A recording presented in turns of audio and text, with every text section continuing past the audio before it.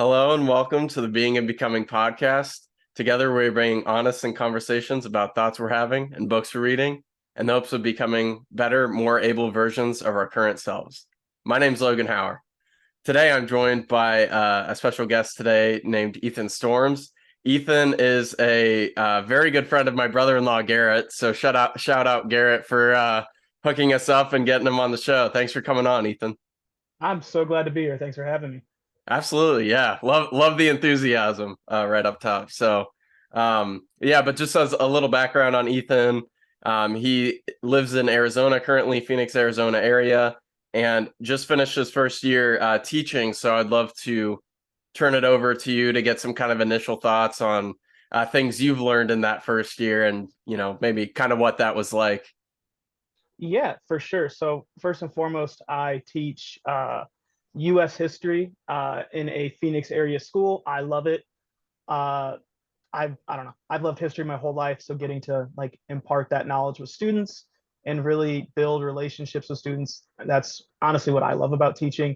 All the, the side things like the lesson planning, the meetings, the whatever, that's all I could leave that at the door if I Yeah, could, but it's the yeah, no, it's the building relationships with students.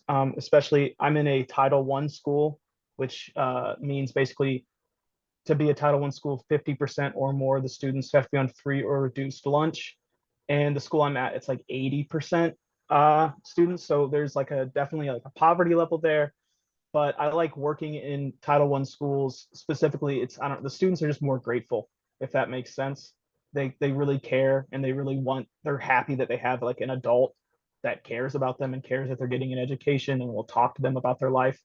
And that's not to say like all of their home lives are necessarily bad or things like that, but it's just they appreciate having another adult in their support system. So that's why I personally love teaching.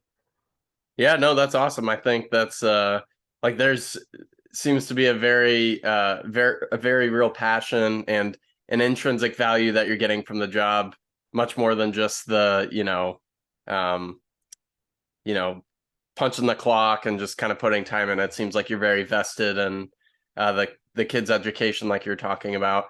And do you think that there is a real interest in children learning? How much of that is affected like by technology and the internet, or do you think that there's still really like uh uh an interest in maybe even just like a couple students that are really trying to get something out of your class? Yeah, it's really funny that you say that because with like AI and with yeah, like technology, like we have school laptops. So I mean, kids have their laptops in the classroom with them. And yeah, I mean, like the difference between like looking up an answer and just writing it down or like actually learning something, it's you can tell, especially on like tests or quizzes when they don't have access to their technology, who actually learns stuff and who, is just, okay, I'm going to get my homework points and then who cares what I get on a test. So it's it's definitely a challenge, but I mean, I would say it's about like 60-40, 60 kids who are actually like interested in learning, interested, they want to learn US history, they want to learn these things. And then 40 who are like, I'm just trying to get, a C, I'll get the homework grades, who cares about my test grades? Yeah. And I forgot to ask, what grade level is this specifically that you're working with? Excuse me. Woo. I teach juniors in high school, so 11th grade. 11th grade. Okay, yeah. So that's maybe it is a tough age, but their mind's probably set on other things, on like maybe next steps with college, trying to figure some of that stuff out already, and or just chasing their other interests or relationships, all that kind of. There's so many. I feel like there's so many things going on at that point in life, but Yeah, it's having juniors is a blessing and a curse. It's a blessing because they're at that age where they're like, okay, like maybe they screwed around freshman, sophomore year, and then they're like, now I need to start taking things a little more seriously. And they usually do. Like they actually understand that, okay, like I have to get good grades if I want to graduate high school. But then it's yeah, also a curse because you have kids who are like, well, Mr. Like, I'm not going to college. I'm going to be like a welder. So like I don't really need US history. I'm like, well, in order to be like an informed citizen and like participate in society, you need to know at least the basics of this stuff. yeah, So that's yeah, you definitely have kids who have like, their mind made up. Like, I'm not going to college. I don't really care. I just want to get my diploma and get out of here. Okay. yeah. So I've always I've always been interested in learning about a wide variety of subjects and topics, but I think there is an interesting confliction between our jobs that we do for our livelihoods are very specialized. And so some kids I think are already kind of like, well, and correct me if I'm wrong, but I can imagine some kids are already starting to focus on there are a couple things I'm really interested. I'm just going to pursue those. These other things I don't really care about, I'm just going to drop. And I think we all do that to a certain extent. But I know, like myself, when I was in school, I wanted to learn about every subject that I was being taught, even something silly like art history. I didn't care about that class at all, but I still remember learning certain things about like a Van Gogh painting called The Night Cafe, and I wrote a song about it. And like there's just Yeah. stuff like that where it's like, even though I don't have a vested interest in this, I'm not going to use this for anything. I'm still like taking in the information, or I'm not like shutting my mind off or whatnot. So, Yeah, um, I said you definitely do see that. I don't like I said, like kids who are like there's this program at the school where like it kind of like if kids aren't going to go to college, they want to go to a trade, whether that be welding, aircraft mechanic, whatever. There's a wide variety. There's like a junior college that's partnered with the school system to where they can go and get those like technical certificates while they're still in high school. So a lot of times the kids they're just taking like the four core classes, their history, math, English, science, and they're gone the rest of the day learning those trades. So those kids, honestly, they have more of a clear focus on the future. So they understand that, yeah, I need to graduate so I can use this technical certificate I'm getting. And I usually don't have like issues with those kids like staying on task or wanting to learn. But it's some other kids who are like, well, after I graduate, I'll do this. Like they have like a rough idea, but they don't really have like a concrete plan of what they want to yeah, do. yeah, I definitely would have fallen into that category in high school as well, where, I'm gonna kind of land in business, finance, something. That's where I was scoring highest on my what do they call it? I forget what the test is called. Not like SATs or ACTs, but there's some kind of test that we took that was like you would be good in these kind of fields. And so I was like, okay, I'll probably do something with this, but not entirely sure. But one of the other things I wanted to ask you about is kind of changing topics a little bit, but still within school and teaching. How bad is the cheating? Is there a lot of AI getting used, chat GBT, all that sort of thing? Oh, 100%. When I like Snapchat has AI now, right? Yeah, So yeah. like so kids like they'll be filling out their homework and their phone will be open on their desk. And I'm not super strict about phones. Like as long as like after I'm done lecturing and we're taking notes, have your phones out. I don't care. But these kids, they'll have their Snapchat AI open and they'll ask it a question that's like on the worksheet or like on their computer, whatever, if it's a digital or paper assignment, and then the Snapchat AI will answer and they'll just write that down. I'm like, obviously then I step in, I'm like, guys, really, come on, what are we doing? But yeah, it's bad. And when I was student teaching too, yeah, it's just bad. It's used What all the time. So with the Snapchat AI that you were mentioning, is it like are you visually seeing them, or is it the answers that they're writing down? You can tell like, oh, this doesn't seem right. Both. Like if I don't catch it and then like I'm grading homework or something, I'm like, there's like five kids with the same exact thing word for word. I'm like, okay, they obviously were using AI or copying off each other, something like that. But Yeah, then sometimes I'll just see it. Like, Mister, it's not that big of a deal. I'm like, you got to learn it, guys. Come on, it's in the yeah. reading. Just do the reading. It's right there. hmm Is that frustrating you as like a teacher or someone that's very passionate about education, or like because if it's happening so often, like is it discouraging to you, or like how do you kind of try to combat that? It's definitely discouraging. I mean, and I know it's not just me. It's like if you ask any teacher, they'll say the Oh, for same thing. sure. It's happening in every classroom. It's discouraging as someone who loves history that like they're not learning the history or they're not caring enough about the history. But it's also discouraging as like just someone who cares about the future of this country. It's like we're gonna have people going into college going like they might even fail in college because I mean we know how strict college is with cheating and things about that. Academic dishonesty is way bigger of a deal in college. So they could fail out of college or they could go into a career and be completely unready for it because they didn't take that time to learn. Yeah, and Ethan, you and I are not that old, and even I mean, when we were in school, there were teachers saying, don't. Our thing was more like, don't copy and paste from websites, Yeah, and even if they would, I remember teachers saying like, don't copy and paste and try to rearrange the words. We're still going to catch it and all that.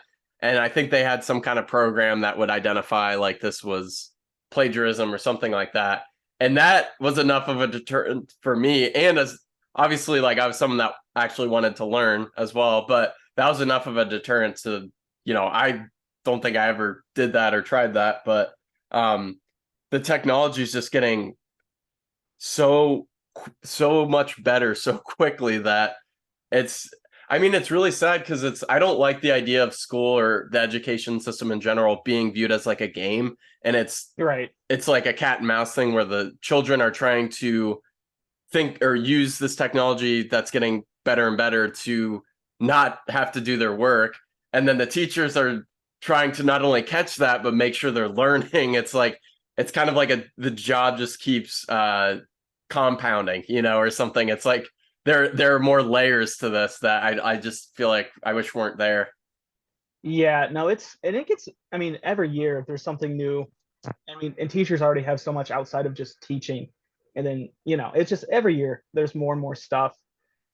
Yeah, that's all. I Yeah. mean, I was thinking of like a time when I was student teaching and I caught my students, we took a test and it was online and they all cheated on it because they all wrote down the same answer that like was right, but like we hadn't covered that in history yet. Like what the question was about something that was leading up to that, and we hadn't covered it yet, and they all had that answer written down. And I told them, I was like, guys, like there's a difference between copying something from the internet and like not thinking about it, whatever you want the answer, it's done. There's a difference between that and reading some information and putting it into your own words and using that information for an answer, because that shows me that you actually could take in that information, like synthesize it, put it in your own words, and then give Yeah. me an answer. There's definitely a big difference between that and yeah, copying and pasting or using AI. Because yeah, I mean, even for my job now, I'm a financial analyst in Fort Wayne, and I'm not like obviously I use YouTube and the internet to help give me if I'm building something in Power BI or Excel or anything like that. I'll read forums or discussions or possible solutions, but then I have to, like you said, synthesize. I have to think about what it is they're saying and apply it to my situation. I couldn't just take whatever their answer was and use it verbatim for what I'm trying to solve. So I think that's a really good application for even, like jobs when they get out of school. So Yeah, yeah, hopefully your persistency pays off, because it does seem like you're very diligent and dedicated to their learning. we will see. Fingers crossed. A Yeah. new crop of students this year, so it might be starting from ground zero. Yeah. And kind of in the same vein, uh, I just kind of wanted to ask you, what do you think, like, uh, in that you're passionate about history and teaching history, what's something that people commonly get wrong, either in history, like not knowing something, or like a common misconception? Like, is there any kind of fun uh, knowledge Oh, like that?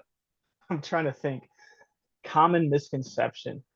Yeah. Um, I think just in general, a lot of people, and I see this in my students and I see it in just everyday life, people like they don't get why history is important.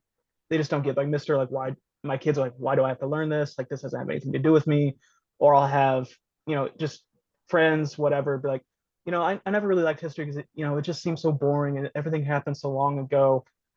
But there's this really great quote and it's parodied off of the like if you don't learn your history you're doomed to repeat it, but the quote is like history doesn't repeat but it often rhymes. So I tell my students, or what I tell people in general, is like, look, history is important to learn because like you'll see similar patterns throughout history, you'll see similar things happening, and you can look at how people responded to those similar situations in the past, see what worked, see what didn't work, and then you can take that knowledge and try to apply it to your own life or apply it to a new situation and hopefully come out with a better solution.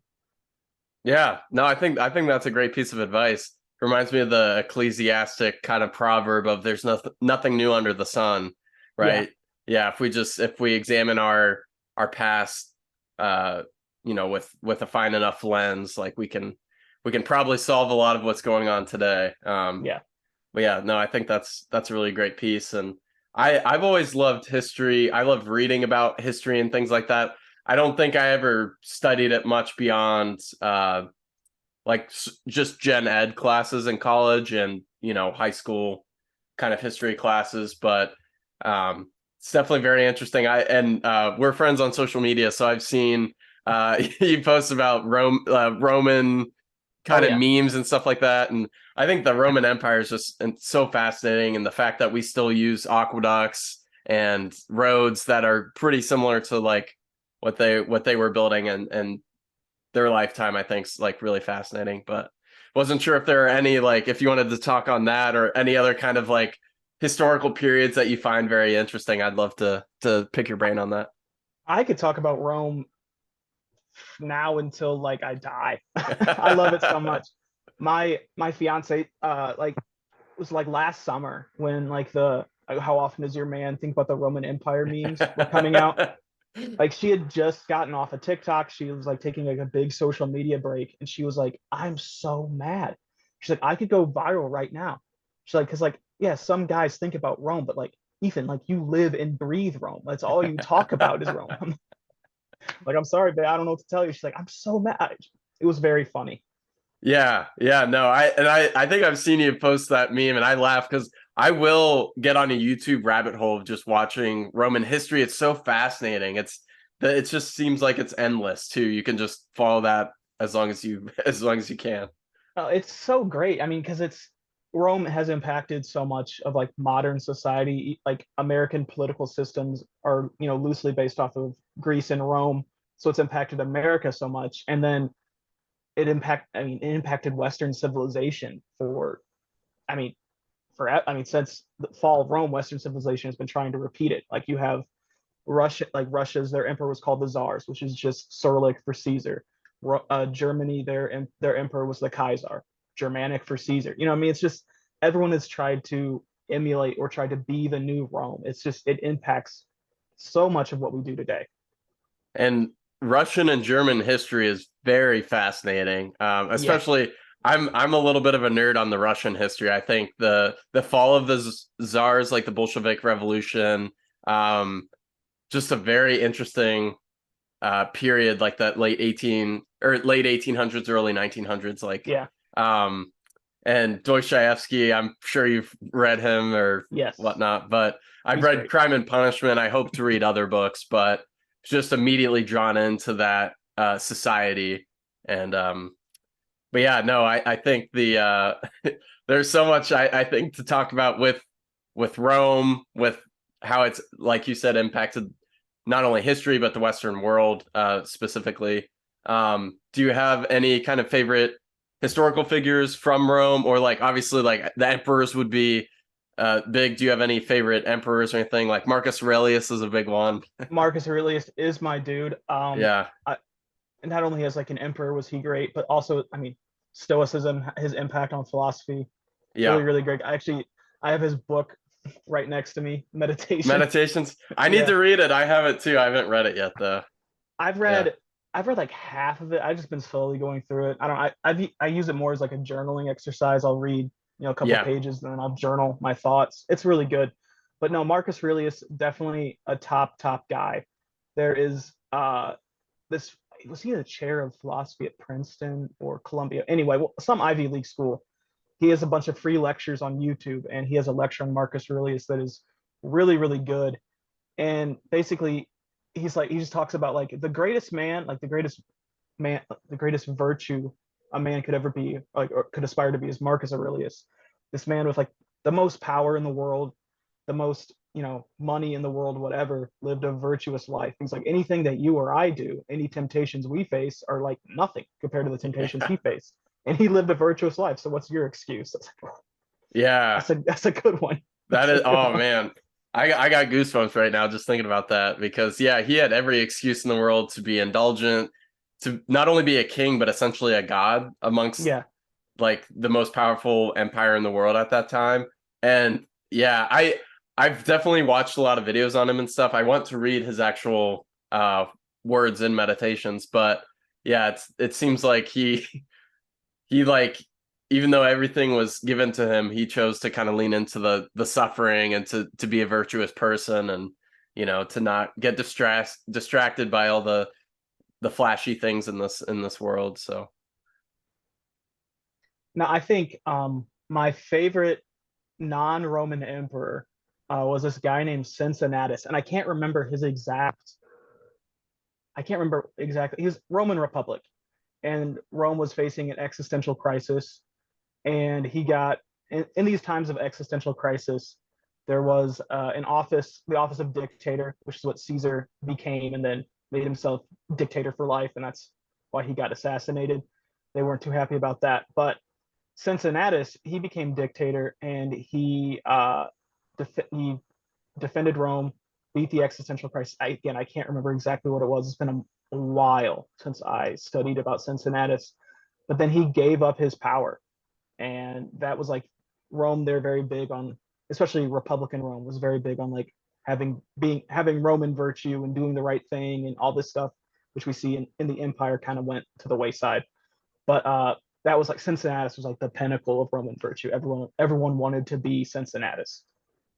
wow, that's really, and I'm assuming Cincinnati is named after That's where we that. get the name Cincinnati. Wow, very cool. Yeah, I growing up in Cincinnati, I feel like I kind of should learn a little bit about Cincinnati. Oh, That's he's a awesome. cool dude. He's a really cool Yeah. guy. Yeah. Is that are there any specific books like you'd recommend that, or is it more like YouTube videos and stuff that you've kind of been? It would be. I learned about him on the History of Rome podcast by Mike Duncan. It's great. That's like my favorite podcast ever. It's only like a Yeah. hundred and something episodes, but he goes through from like when Rome was a kingdom all the way to when the Western Empire fell. So it's not super concise, but it's I would say a concise history. It'd be like Yeah. taking like a Roman history survey course in college. Oh, that's cool. And sorry, what was the name of it? I'll have to check it out. The History of Rome. The History of Rome. Easy enough. Yeah. Yeah. Great name. Yeah, but so I think yeah, there's definitely a plethora of great examples of that culture even still today that survives, and and I think like we're talking a little bit about the Russian history and everything, and yeah, it's I do you think they were better off doing the revolution against the czars, or like where do you fall on that kind of stuff? I know it's not an easy answer, but I really do not know. I think possibly if Lenin didn't die so early into like his reign, and I don't want to say Lenin was like this great dude by any stretch of the imagination, but he's better than Stalin. I will say that he was better than Joseph Stalin. I think, and you can play these what if games in history all the time, but I think if Lenin didn't die so soon, I think they might have been better. But I mean, the Tsar Nicholas was just not a good ruler in any way, shape, or form. He was really incompetent. He didn't take a hard stance either, like pro reform or anti reform. He kind of rode this middle ground, which really just is what ended up leading to the revolutions and leading to him, and his family getting killed. So, I mean, they were slowly reforming, they're slowly industrializing, but not at the pace that they should have been, especially like a country with that many people, that many natural resources. If they really would have really put more effort, more focus on reforming the economy, reforming their industry under the czar, they might have been better. And I know Nicholas, it was against his will, but he allowed that assembly, the Duma, to come to power, or not come to power, but to basically become a constitutional monarchy. But maybe if he would have given the Duma more power, let them actually, something that resembled like England's constitutional monarchy, he probably could have survived. The Russian monarchy probably could have survived. But again, he rode that middle ground way too much, and that was his downfall. yeah, the people definitely wanted some kind of change, and he was just trying to keep the status quo. Reminds me of James Buchanan a little bit from U.S. history. Yeah. Oh, 100%. Yeah. Did not really care to make a decision either way, just kind of stayed on the fence, and then tensions kind of kept mounting until an action needed to be made. But yeah, I was listening to a podcast on that last Tsar Nicholas's family and how they were brutally murdered, basically, and the women had sewn jewelry into their coats and stuff. Are you familiar with that? And then Oh yeah. the bullets like were ricocheting off the diamonds and stuff. So then, yeah, they got killed in a more grotesque way, so with the stabbing. So just yeah, just crazy all these things in history. Um but yeah, and then the whole Trotsky thing too, right? Like if Trotsky had maybe stayed around to kind of help balance out some of the power. But I guess for the listener, if they don't know a lot about this history, I'll give them a little context, or maybe you can, Ethan. You can provide a little context on that. Well, whenever like someone in, whenever there was regime change in communist Russia, there was always violence. Like when Stalin died, there was violence between like, the Politburo. So when Lenin died, there was a power struggle between Trotsky and Stalin, but Stalin had his job in the Politburo was like to make political appointments. So he appointed basically yes men to him. So that way, when Lenin died, there was no one on Trotsky's side. Trotsky got exiled, sent to Mexico, and then Stalin sent hitmen and they killed him with an ice pick. Very, very Yeah, brutal way to die. yeah, and it's interesting to wonder about had he stayed involved, or maybe other people, supported him. There would have been a little bit more like dynamics in the government or the ruling class or whatnot, then maybe this all looks a bit different. But yeah, it's those kind of regimes that can't handle any criticism or a balanced viewpoint, diversity, and things like that are probably doomed for torturous ends and totalitarian aims. But yeah, I've remember talking to you years ago at Warner Camp. Shout out Warner Camp. Shout out Warner. But we were talking, I think, a little about economics and um, uh, like maybe Milton Friedman and Friedrich Hayek, and you turned me on to Ludwig von Mises. Oh yeah, Mises, yeah. Von Mises, Mises. yeah. Is he? Are you still very much into him, or? I haven't been reading much on economics lately, but I mean, I would still roughly hold my like Austrian view, maybe a little bit more. I lean into more of like agorism, which that gets kind of into my like political stances too. But just free market capitalism Yeah, basically is where I'm at. And agorism's kind of that has political implications about undermining the ruling state, whatever, whether that be the United States, the whatever country you find yourself in. But it's basically about engaging in free market capitalism, but engaging in like black and gray markets to try to whatever. That's a whole other thing. We don't have to yeah, get into that. for sure. Um, but yeah, no, I think it's always fun to talk about. There's not too many people that are actually interested in economics until inflation's like at a record, high, and then everyone's like, "Wait, what's going on with the economy? Why?" And it's just spending at a deficit and not trying to right the ship in any way. But Keynesian economics in its most pure form. yeah, yeah. I guess we'll always be able to buy our way out of troubles. We'll see. Yeah, no, I say that a little facetiously. But I wasn't sure if you had also heard. I listened to an interview with the president of Argentina recently. I was just about to bring him Yeah, up. yeah, please. I would love to hear your thoughts on him. I mean, I mean, he's like one of the first world leaders to really embrace like the Austrian economic mindset, and it started out rough. I was watching like some of their economic figures. I don't remember them exactly, but now they've cut inflation just, and again, I can't remember the exact numbers, but they've cut inflation, and Argentina's economy is looking to have like its first bounce back in years. So I mean, again, it's a small sample size, one country, but you look at how Argentina is doing and look at their economic forecast, and it's like, okay, why don't we try some Austrian theory and see if it works here? Yeah.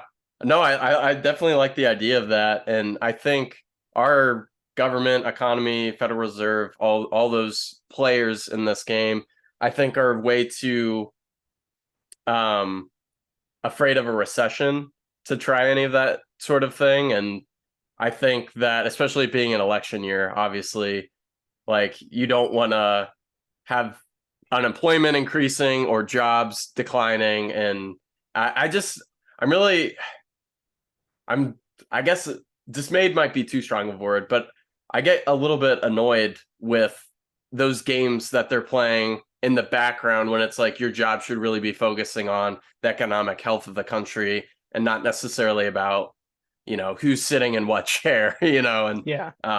so I think that's a little frustrating. But I listened to an interview with that Argentinian president, and I like that he had the courage to speak his mind because I think does he identify as libertarian? Is that He does. He identifies as libertarian. He's like a very outspoken, yeah, Austrian school. I don't want to call him an economist, but he believes, or he prescribes to the Austrian school of economic thought. okay? Yeah. So, but I remember a question that got posed to him in an interview was something like, "How can you justify like I think it was like milk and eggs or something like had increased twice what they used to cost." And they were like, well, how can you justify this? You've got poor families in your country and all these things. And I thought that, that obviously it's a tough question, but I think he had a pretty good answer, which was like, yes, but inflation is decreasing. Like we had to address some things in our economy that like weren't working properly. So there are going to be these temporary like increases in price. But then in the long run, we're hoping that people get better wages, costs stay reasonably low, and then like people can start like earning more money and like our economy can start growing and things like that. But yeah, I just thought he kind of answered that question well. And I mean, I know you can't answer this, but I just wonder why we can't at least have a similar conversation in our country about how things are run or why they're being run certain ways. Yeah, I think, I mean, it goes back to what you were talking about earlier, to where like, it really just depends on like who's sitting in that chair or what's happening at this point in time.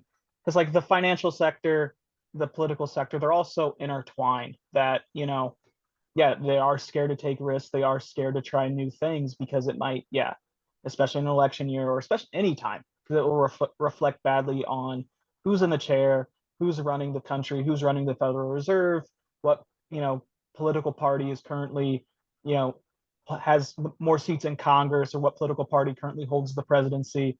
There's too many, there's too many crossing paths there that they'd rather just stick with the status quo than do anything. Yeah. And unfortunately, it's going to, like the way I kind of think about it, it's going to take something to go very wrong before they're willing to address the situation at hand. Because even with inflation where it's at, it doesn't seem like anyone's very keen. At least I have not heard in the podcasts or news that I consume, I have not heard anybody really uh, having solutions or really even addressing it as a problem. I think there's still a lot of conversation. I mean, I'm sure you watched the debate a couple of weeks ago. There seemed to be a lot of talk about the border, which I don't think is, I mean, I thought that issue got blown out of proportion a little bit, um, but yeah, I think there are so many issues in the country. It's tough to focus on one thing and do one thing very well when we're all kind of scattered amongst all these, a cacophony of many issues. And, I also think like the attention span, kind of going back again into the realm of like teaching and maybe you could have some insight on this is just, I think the attention span or the media that we're consuming is just getting shorter and shorter. Maybe, that probably in part has to do with social media, TikTok, apps like that are designed to really engage your attention for long periods of time and not really give you anything meaningful in return. But, I also, there are probably any number of other issues that are contributing to that. But yeah, I wasn't sure if you had any thoughts on like attention in students, or even just like all these economic and political issues. But Well, I mean, yeah, it's definitely like social media definitely has a lot to play. And I'll say TikTok, Instagram Reels, YouTube Reels, whatever, YouTube Shorts, my bad. But it's all, they all have like a similar algorithm, yeah, that's designed to keep your attention for like no more than 30 seconds, and then you move on. And yeah, you do see that roll over into like, yeah, attention spans with students where like you have to make a lesson super engaging and have like 3 or 4 different things that students are doing each lesson just to keep them paying attention, keep them yeah, engaged. And it's, yeah, you definitely see that roll over. And then the type of media that they consume, because these algorithms get so personalized, like an issue that a student really really cares about, they'll see a lot, right? So say they're involved in like the LGBTQ community, so like a lot of their media will be about issues facing that community, and then they'll kind of be put in an echo chamber and not really focus on anything else that's happening in the country. You see that all the yeah. time. I mean, social media echo chambers exist, I mean, for every demographic and for every like little subculture, sub political group that exists, there's always an echo chamber. Yeah, and it's difficult too when uh, you're constantly being fed information about one topic. It can become disproportionate and seem like it's happening on every street corner in America instead of in 1% of the population or something like that. Yeah, But that kind of goes back if you've ever heard of Neil Postman. I actually haven't. Okay, he has this really good book called Amusing Ourselves to Death. It was written in the 1980s, and he at that point in time was critiquing the American culture on consuming too much entertainment.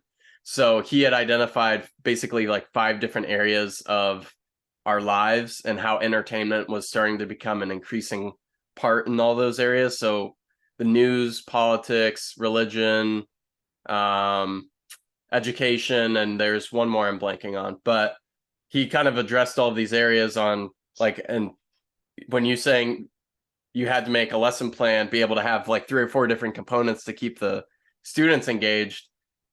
He at that point was wary of entertainment in education because it's like what are the things that we're like trying to get out of this. And I again, I'm not opposed to having entertainment or entertaining aspects, but like at the end of the day, I think you do want students to learn, or you like, or in the news is one too. It's like, do you want to actually report on things that are happening? And if so, like, what are those criteria for the things that are important? Or do you just want to tell stories that are going to like scare people and get a lot of engagement? Or are you going to tell stories that are whatever? They don't have to be scary or fear driven, but whatever's going to drive your most engagement. Is that your motivation to like entertain people, or is it to like be informative, or like, so it was a really interesting book. I was glad that I read it, and it's kind of, I think, reshaped some of the ways that because I also I like entertainment, but I would like to keep my entertainment as entertainment. I don't need it kind of filling in all these other areas of, I think we can have interests that don't need to have a level of entertainment to get. That would be my goal, is like, not everything needs to be entertaining. Like, you can listen to Yeah, this no. podcast right now and not be entertained, but you can be still like involved, stimulated, and thinking, growing. Yeah, no, 100%. And you see that all the time, especially in education. I'm kind of thinking in that mode right now, but like Yeah.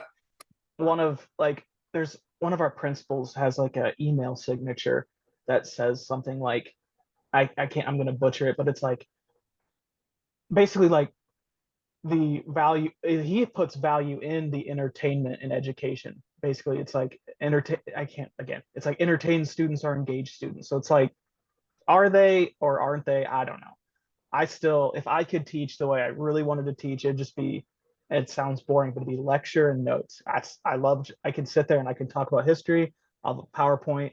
I want you guys to take notes, but I have to do that. I have to mix in a game. I have to mix in like whiteboards, whatever, right? So Yeah. there has Yep. to be something for students to like, some method of entertainment, some method of competition to keep students engaged, keep them locked in, keep them wanting to learn.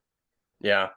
And that, I like, you're teaching juniors, so they've been to school for a long time, you'd think that they wouldn't need the game or the, that sort of thing to keep them engaged. But um, So the issue with the students right now is like they were the kids that were in middle school when COVID happened.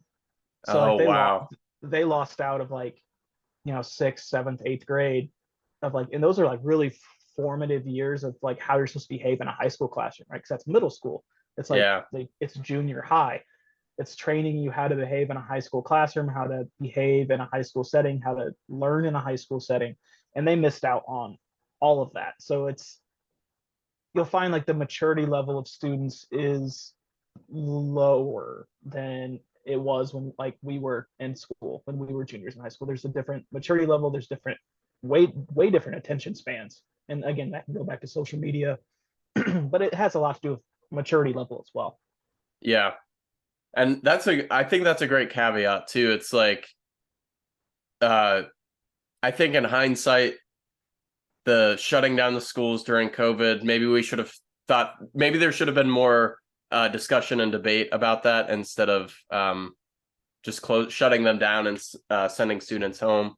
Because I also, I think of people that are just going to college for the first time, and then that first year is very different, and the first couple of years, and you're like, well, why am I even doing this? Like, why don't I just go home and like do online classes? And like, if I was probably at college at that point, I would have done the same thing, because it's like there's really no benefit if you're just locked in a dorm room and Yeah. not doing. But yeah, to even think about younger children and what they miss out on too is, I hadn't really started to think about that yet. Like, as far as socially, it's so important, I think, to be with your peers. And I'm obviously, you're learning stuff in the class, you can learn that at home, but some of the social behavior and things like that, like it's really beneficial to be around other kids while you're all Oh, learning that. Yeah, yeah, no, 100%. And like I said, you see that with students who are who had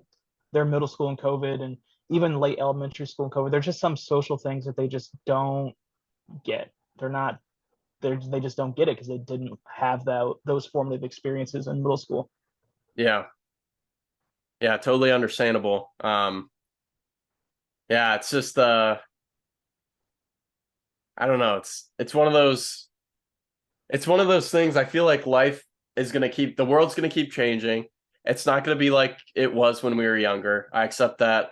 There's obviously goods and bads about that. There are trade-offs about that. But, um, like, I think about like, what are the values that we want to instill in these kids, and like, how do we make them more resilient too? And, like, able to like, the problem solving and the being able to carry like academic burdens and like overcome them, and like things like that. So, but yeah, I think all the work that you're doing obviously is great, and kind of helping push things forward towards a better outcome here. Well, I appreciate that. Yeah. And yeah, I thought, just kind of as one, kind of like maybe a more hopeful note that we could end on here is, I always like to ask guests, like, what have they been reading lately, or even, I know you're through Garrett, I kind of know you're a big music guy too. Is there any like books or music that?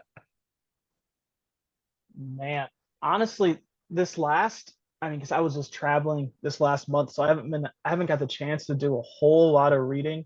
Like I said, I read meditations, use it as a journaling exercise. So that's honestly what I've been doing a lot lately. Also been listening to as far as like podcasts, again, that like chair of philosophy. Like I said, I can't remember if he's Princeton or Columbia, some Ivy League school.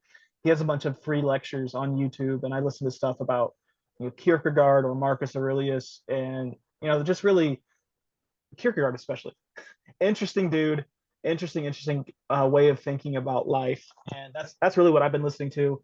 Just trying to, because Kierkegaard's so based on like faith and faith over reason, and making these choices based on faith, having a leap of faith and whatever, right? That it's been really encouraging to me, especially living in a state away from my family. Like everyone I know back in Indiana. That's who I grew up with. Those are my family. Those are my friends. And putting myself out there, having those leaps of faith, and making a new community here in Phoenix. Yeah, man. I actually am glad you brought up Kierkegaard because I've been watching videos and stuff on him or just some of his philosophy, but I've been meaning to read. There's one of his books that's like I'm blanking on the name now, but that was like a pretty good like seminal work of his. And Was it Fear and Trembling?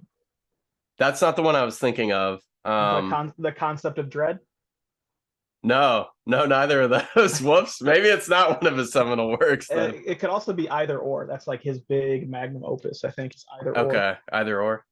Yeah, I need to get reacquainted with him though then, because it was a year or two ago. I think I was kind of listening to some of his or not theology, rather philosophy, and yeah, I know. I think yeah, it's really what you had touched on there as far as like I love the idea of growing up, leaving your parents' house, stepping out into the unknown, carving your own path in this life. Like I think that that's a really fulfilling philosophy or whatever you want to call it to live by, and to kind of like it's kind of like building trust with yourself too, of like I'm gonna do this thing, that thing worked, okay, I trust myself to do the next thing, okay, I'm gonna. And then there's just like this independence and flourishing, and you have an appreciation for your past, but also like a reason to like move forward. And so yeah, no, I think that's really awesome, like the way the way you've said, but the way I guess Kierkegaard's also saying, like the leap of faith. I love that idea. Yeah. So but yeah, no, thanks. I think I've got some homework to do, some reading to do here. So yeah, thanks for coming on. And yeah, did you have any final thoughts, any closing remarks? Nothing really. I'm happy to be here. Thank you for having me on. Shout out to Garrett for setting this up. Give give him it give him his second shout out of the podcast. But no, if you ever want to do this again, I'd love to. Awesome. Yeah. Yeah, man. I appreciate that. And like I said, thanks again for coming on. I hope you can stay cool during these summer months in Arizona. Yeah, no, it's like 5 o'clock right now, about 113 degrees. So Jeez. yeah, Yeah. Wow. Well, hey, go off in the swimming pool or something, man. I'm sit in front of my fan and I don't know, play Call of Duty or something. I'm not sure. Yeah, that sounds good. Thanks, Ethan. Yeah, of course. Take care, Logan.